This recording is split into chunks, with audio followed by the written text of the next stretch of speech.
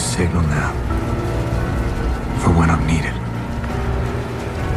But when that light hits the sky, it's not just a call. It's a warning to them.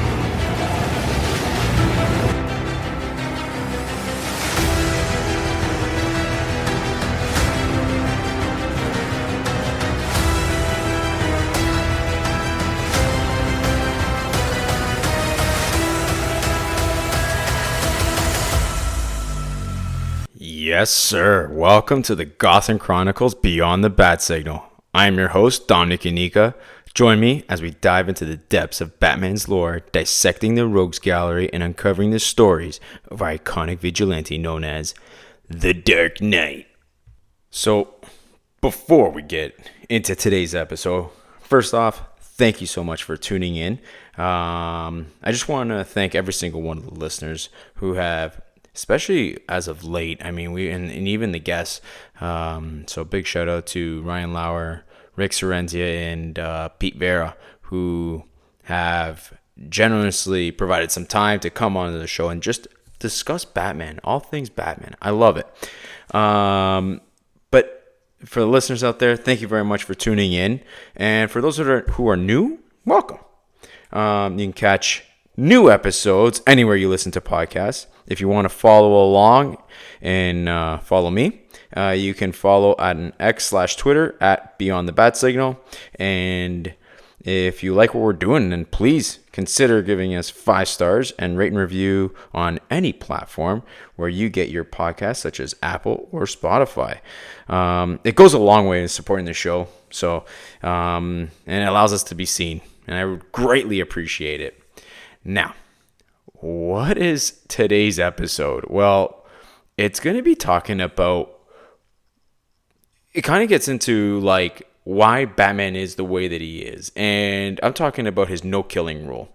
And what inspired this topic?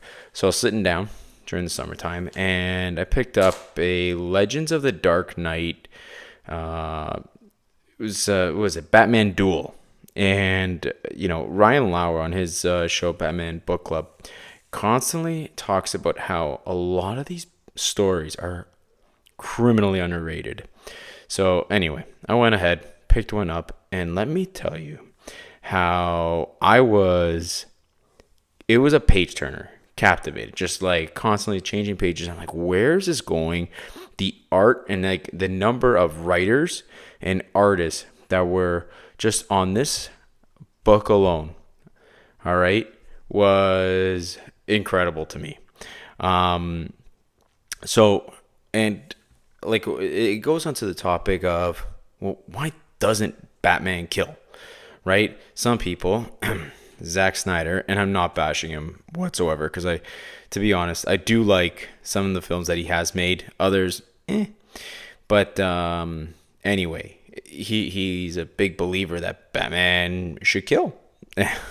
But we've kind of grown to be like, that's not who Bruce Wayne and Batman is. That's not what he has done. That's not his motive. His motive is to be the opposite. And I wanted to get into somewhat of this book, but I'm not going to focus necessarily on this book. But I am going to take, I guess, parts of it and break it down. So, yeah, we're going to talk today Batman's no killing rule. And the biggest influence is Batman Duel for me. So, first off, let me explain. What's Duel? Like, what's the story all about? So, it's basically exploring Bruce Wayne's internal struggle with his alter ego, right? Like, it is a psychological, I guess, not necessarily a horror, but it does delve deep into the psychology of who Bruce Wayne is and why he does the way he does. And his theme of duality, right? Meaning Bruce Wayne, Batman, and that's his identity. It's the cost of living a double life, right? Like, you know, it's him going out at night, but then having to act as a person, a playboy billionaire by day, right? So, and there's so many different themes that this story, I guess, explores. One being just like, you know, what he's carrying around in this story is it looks like almost like it's a big bag, right? Don't picture like a boxing bag, but it looks like that there's something in it, and they called that the burden. And they constantly coin that throughout the entirety of the story, that he's just carrying around this burden, and he's on a mission. So Batman kind of starts off where he's just rummaging and like traveling through what looks like just something that's just looks like an insane winter storm, and it's like he's on top of the Colorado Rockies. But obviously he's not. He's in a different country, what it seems like. And then it kind of has that feeling of when Bruce Wayne gets, he's like seeking the blue flower and Batman Begins. And picture that, right? And then he's finally looking for Ra's al Ghul. He opens this door, and then his mentor, Descartes, is just waiting for him. And it's like, he's saying to Batman, "You've ignored my warning." And again, Batman Begins vibes over here. But like, and I'll quote it, is he's saying, "Some great violence has marked you." And this is like a flashback. "Some great violence has marked you. It gives you your genius for combat technique. Unless you are very lucky, it will destroy you." But for some reason, I'm just hearing Liam Neeson's voice.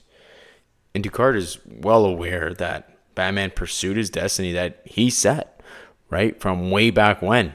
And now he's like, okay, now you're coming to a crossroads, right? Are you going to abandon that destiny that you've chosen and the pride of which it fuels it, which I think is the death of his parents? Become humble, find peace. That's what was said by Descartes. And that's the first choice. And then Batman's like, well, what's the second choice?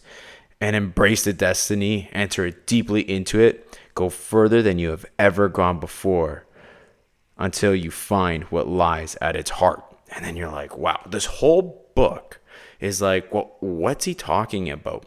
And it's just a tale of like, it's a fork in the road. And it's like, where are you going to go? Are you going to live this normal life? Or are you going to go and continue to fulfill that destiny that you chose way back when?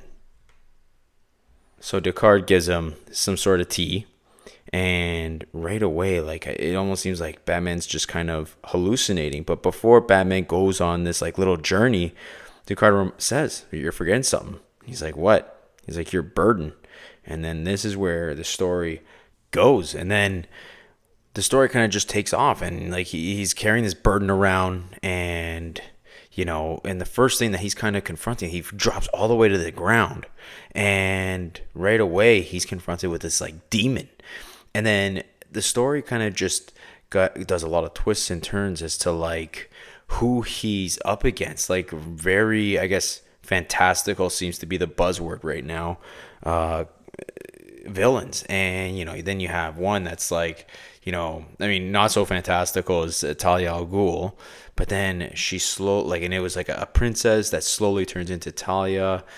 And then there's even like, there's like a time shift where he's in place shift, because then Batman finds himself at Washington, D.C.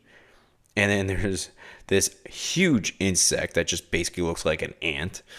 And then another villain, which looks like Godzilla, but living in the water. And then there's a time jump, but going back in time to probably one of my favorite eras in terms of history, and that's the Prohibition era.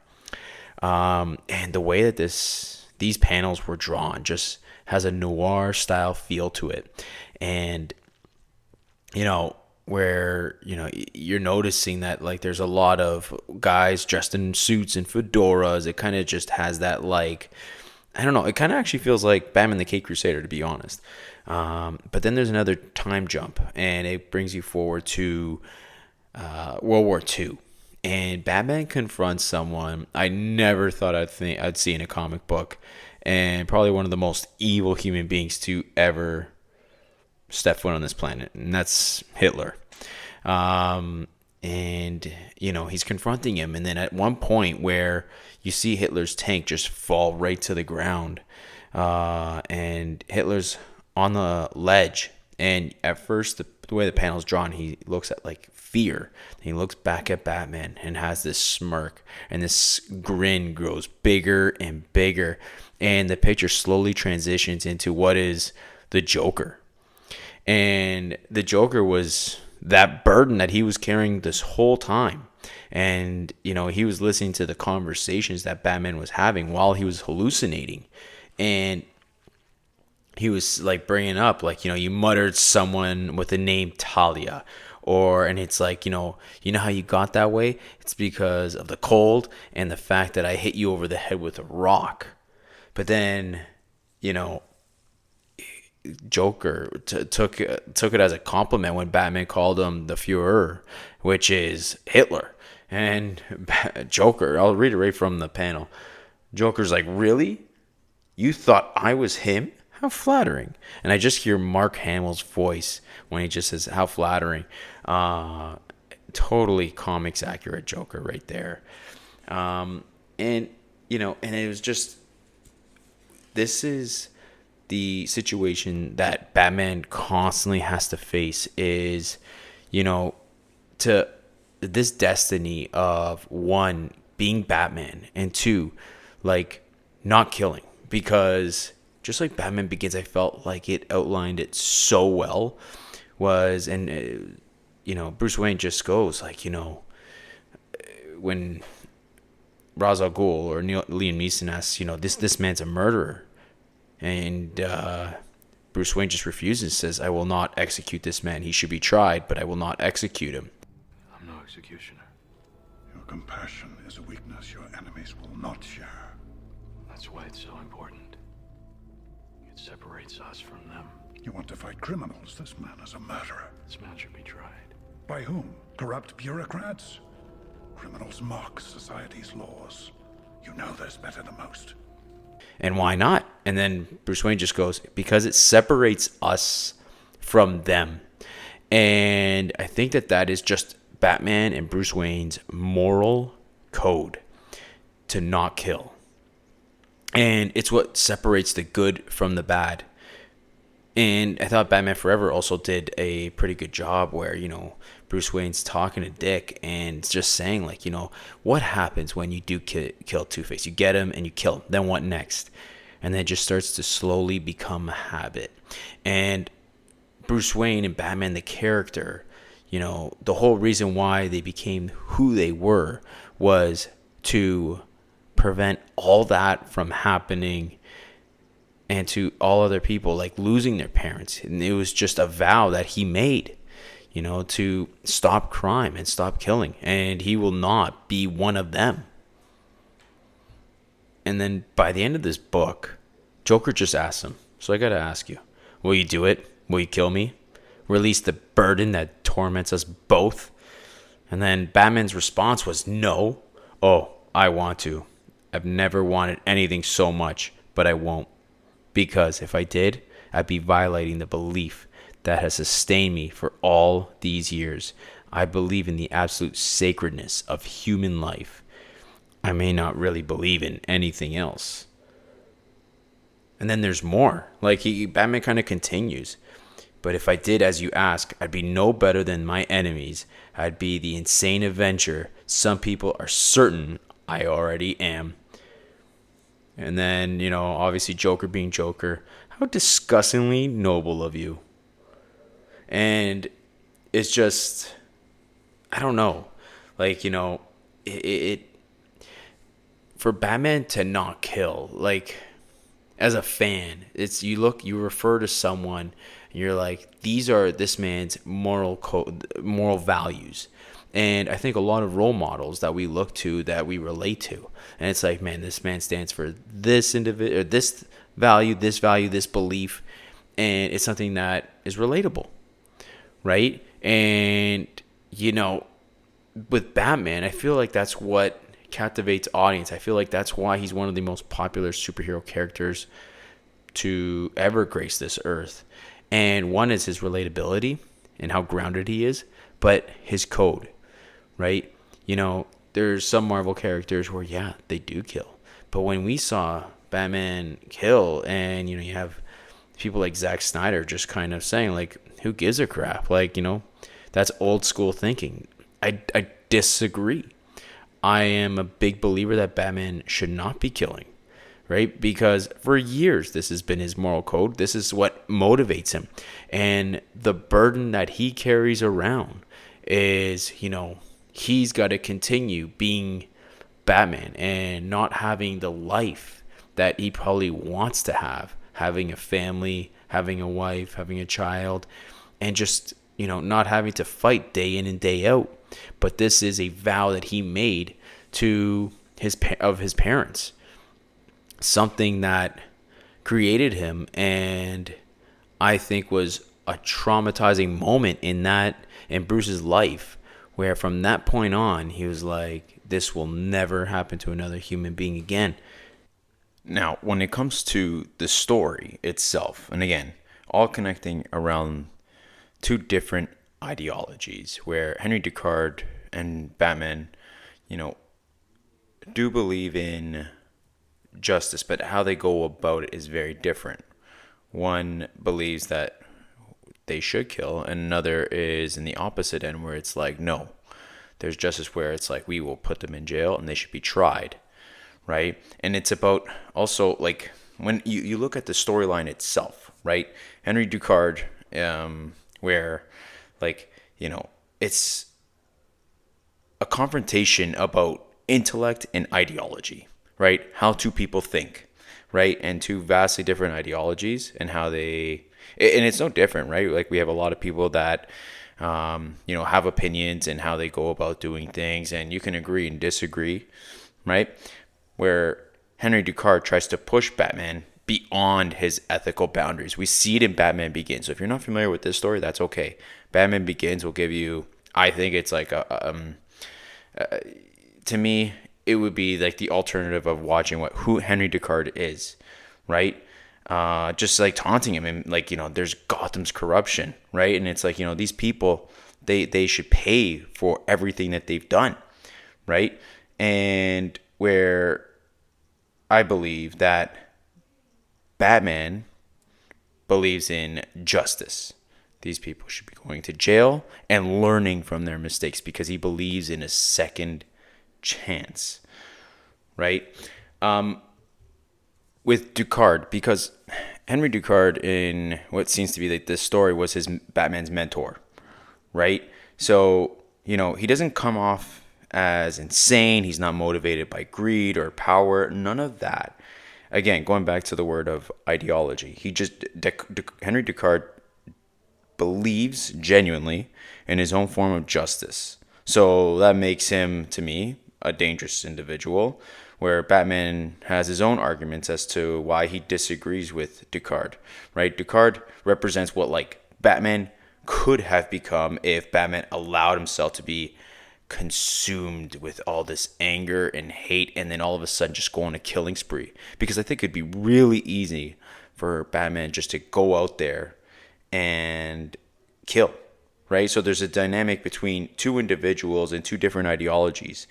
And keep in mind, Ducard was Batman's mentor for part of this. And it highlights, like, Batman's morals, his code. And we even kind of see that as well with The Dark Knight, right? Where Joker's just trying to push him to just break his one rule. And Batman just refuses, right? And that's the burden that he has to constantly carry. You see it with Jason Todd, where, that Robin, Joker killed him, beat him to a pulp and killed him. And later on, when Jason comes back, he was so upset that it's like, you didn't have to kill the Penguin, Two-Face, those guys are, but, the one guy that killed me, and you couldn't even take him out. And Batman still, and if you go through the comics after Jason Todd's death, he went through a rough patch, depression. He changed. And Batman just believed that, that is not who he is, right? He's got his own morals where he refuses to steep to that level, because then he becomes one of them. As I sit here and just look at the last page of this book, where Batman, the last thing he says to Joker is, I refuse to give you the satisfaction of seeing me fail, and that makes you absolutely miserable, doesn't it? And it's like, for as battered and beat up as Batman is, and he could take out Joker and that would be the end of it. But still, it's like he stays on his path, his journey, and that's the burden, right? Is like, yes, these criminals might get released in a corrupt Gotham, but for him, his moral code is, this is the way I have to do things. Because keep in mind, he watched someone kill his parents right in front of him in cold blood, and from that day forward, he says, I will never allow this to ever happen again. If I can save one life, then I will. If I have to become one, shoot and kill someone else, then I'm just like them, right? And, I'm going to actually share the Zack Snyder clip right now. And I don't want to bash Zack Snyder. I think he's a fantastic filmmaker. I do love Justice League, his version of it. I do like BVS. But, the way he does his own killing, it wasn't necessary. It really wasn't, right? Using his Batmobile to go out and kill people. I mean, come on, right? It didn't really have to be, it didn't have to go that way. But, Zach has his own vision, and by all means. But let me share the clip, and I want to briefly touch upon this, and then I'm going to move forward. Batman can't kill, right? So Batman can't kill is canon. And I'm like, okay, well, the first thing I want to do when you say that is I want to see what happens. And they go well, don't put him in a situation where he has to kill someone. I'm like, well, that's just you're protecting your God in a weird way, right? You're making your God irrelevant. Now, I completely see where Zach is coming from, because he's like, let's try something completely different. I just think that for what Batman stands for and who he is as in Batman the individual, and what he was made up, right? People could say, oh, well, it happened in the comics. Yeah, but Dark Knight Returns is not necessarily canon, or and then you look at stuff that happened in 1939 and then 1940. But then the story evolved, right? And then the shape of who Batman came to be evolved, right? So I would say that there's way more stories of Batman not killing, and I'm talking way more stories than Batman killing, right? That's just who he's known for. This is if there had to be a character Bible, Batman, the number one thing is no killing, right? You look at the Nolan films and it stays true to who he is. And I'm not picking on Zack Snyder. We all know Michael Keaton did kill, right? And it's but there's always this constant debate. And then when I was reading this book, and I'm like, man, this just sums up Batman's perfectly, right? He had, when I was reading Duel, it looked like he was on a mission. This guy was hallucinating, but it was, I almost think that throughout his journey, and you should read it. Not sure if you can find it on Hoopla. I tried looking and I couldn't find it, so I actually ended up getting it on eBay for a very decent price. But I'm pretty sure you can go to your local comic shop and find it. Dark Knight, Legends of the Dark Knight. But when you look at what Duel is, right? This burden, quote unquote, is just magnified, right? There's a question that Batman has to look at. Is this mission just way too high, right? He's hallucinating. There's nightmares that he's experiencing.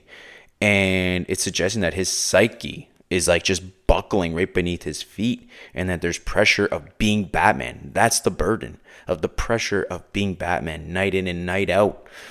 And at one point, it's just how do I just let go of it and choose the option one and just live a relaxing life, or do I choose option two, right? And it's difficult to live like that, right? And let people in. Like, yeah, he's let in Dick Grayson. He's let in Jason Todd, Tim Drake, Barbara Gordon, right? Like, he has let them in. But, like, the Batman, this is his mission. This is his calling, right? Like, you know, his life was, I don't want to say spared, but, like, you know, he wasn't killed. And he's like, you know, I'm going to use my experience for good. Now, another reason for Batman's no killing rule, like, you see the established relationship that Batman and Jim Gordon have. Batman, although a vigilante, still operates within the law, right on the line, but he does operate and respect the law, right? Killing him would put him above the law. And that's not a place that he wants to be. He wants to lead as an example, right? And I do believe that he's a symbol for hope, where I think, you know, and it is like, you know, Bruce Wayne and outlines that to Alfred, you know, as a symbol. He can be incorruptible. But, like, the whole story about the Nolan trilogy was, you know, Batman was a symbol that anyone could be Batman, right? Anyone could be hope and doing things the right way. And that's why he gave up his mantle, lived up his life, but gave up his like who he was, but gave it to Robin, or, you know, John Blake. And, you know, as like, here's everything you need. It's the Batcave, the suit, the Batmobiles, everything, right? And I just think that, like, who Batman is, it's like, you know, if he could be an influence, right? And you look at that as, you know, in the Dark Knight, where, you know, people are dressing up now as Batman, and it was not exactly what he had in mind, right? But, like, he wanted to influence others too, and inspire people to do good, right? Turn the other corner. Try not to take an avenue where, you know, you're going to choose killing or be a criminal, right? Rather, maybe it's like, you know what, you take action. Maybe you join the police force, or you fight against crime, rather than going around and killing people and creating chaos and madness, right? Trying to have control, and looking at Batman as a symbol, as a role model, and being like, I want to be like that guy. And I think, like, you know, you look at, why is he the most popular character? I constantly circle back to, well, just look at this guy. Like, you know, he's so relatable to so many human beings, right? The man has self-control, and he is, you know, very grounded. We're just like him. I know, watching the end of Batman the Caped Crusader, he holds a gun, and you're like, wow. Like, he's at a point where it's like, is he going to kill this guy? Is he actually going to shoot him? And obviously he wastes the bullets all around the guy, you know, shoots all around him, but doesn't shoot at him. And he throws that gun into the ocean, lake, whatever, right? Doesn't kill. Do you think he's pushed and said, you know what, maybe I do want to kill him? Yeah.